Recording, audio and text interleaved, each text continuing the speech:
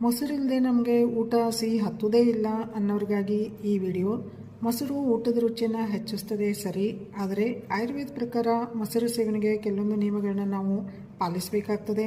ಮೊದಲನೇದಾಗಿ ಮೊಸರನ್ನು ದಿನನಿತ್ಯ ಸೇವಿಸೋದು ಅಷ್ಟು ಉತ್ತಮಕರವಲ್ಲ. ಎರಡನೇದಾಗಿ ಮೊಸರನ್ನು ರಾತ್ರಿ ನಾವು ಸೇವಿಸಲಬಾರದು. ಒಂದು ವೇಳೆ ಸೇವಿಸಲೇಬೇಕೆಂದರೆ ನಾವು ಮೊಸರನ್ನು ಸಕ್ಕರೆ ಅಥವಾ ಜೇನುತುಪ್ಪದೊಂದಿಗೆ ಸೇವಿಸಬಹುದು. ಮೂರನೆಯದಾಗಿ ಮೊಸರು ಎಲ್ಲ ಋತುಗಳಲ್ಲೂ ಅಷ್ಟೊಂದು ಉತ್ತಮಕರವಲ್ಲ. ವಿಶೇಷವಾಗಿ ವಸಂತ ಋತು, ಗ್ರೀಷ್ಮ ಋತು ಮತ್ತು ಶರದೃತುಗಳಲ್ಲಿ ಮೊಸರನ್ನು ಸೇವಿಸಲೇಬಾರದು. ನಾಲ್ಕನೆಯದಾಗಿ ಮೊಸರನ್ನು ಬಿಸಿ ಮಾಡಿ ತಿನ್ನುವುದು ಸಹಿತ ಅಪಾಯಕಾರಿ. ಈ ನಿಯಮಗಳನ್ನು ನಾವು ಮೊಸರು ಸೇವನೆ ಮಾಡಬೇಕಾದರೆ ಪಾಲಿಸದೇ ಹೋದರೆ ಮುಂದೊಂದು ದಿವಸ ಭಯಂಕರ ಚರ್ಮರೋಗ ಅಥವಾ ಕಫ ಮತ್ತು ಪಿತ್ತಜ ವ್ಯಾಧಿಗಳಿಂದ ಬಳಲುವ ಸಂಭವನೀಯತೆ ಇರುತ್ತದೆ.